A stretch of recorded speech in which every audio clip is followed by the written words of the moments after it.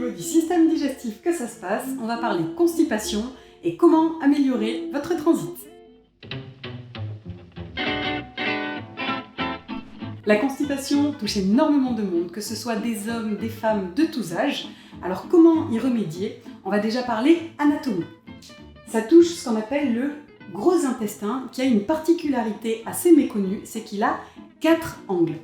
Le premier qui s'appelle le cécum, quand on remonte l'angle droit sous le foie, sur la gauche l'angle sous l'estomac, et quand on redescend l'angle sigmoïde. Ces angles peuvent être plus ou moins ouverts et à partir du moment où ils vont rester comprimés, ils vont perturber le transit et le ralentir. Alors pourquoi ces angles peuvent-ils être fermés? C'est ce que nous allons voir. Tout blocage du dos, des sacro-iliaques, des lombaires, ici des côtes, aura un impact sur la mobilité des angles coliques.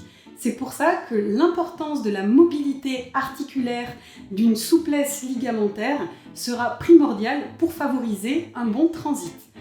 La position accroupie, les talons bien au sol, est l'un des exemples de posture qui redonnera de la mobilité principalement au niveau des sacro-iliaques et qui stimulera la mobilité des angles cécum et sigmoïde principalement. Deuxième point, la cicatrice.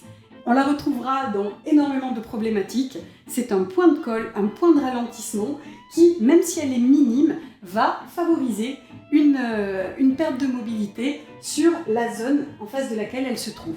Donc les cicatrices d'appendicite, de péritonite, d'hystérectomie, de césarienne vont être des points de ralentissement qu'il faudra arriver à décoller.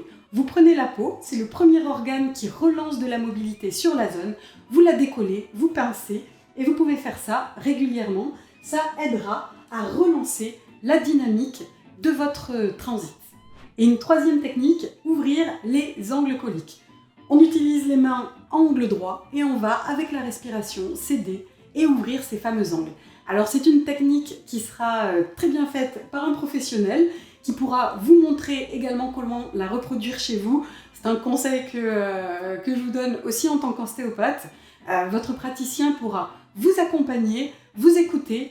Le système nerveux, il faut s'en souvenir, est un paramètre très important au niveau de la constipation. C'est pour ça qu'on aura des techniques locales, comme on l'a vu, mais il faudra aussi travailler sur des techniques de relaxation, penser à votre alimentation et à une bonne hydratation. Le but de cette vidéo, c'est, je l'espère, vous faire comprendre que l'important c'est de retrouver de la mobilité, de relancer la circulation ici sur le gros intestin. Et je vous dis à très bientôt pour une nouvelle vidéo.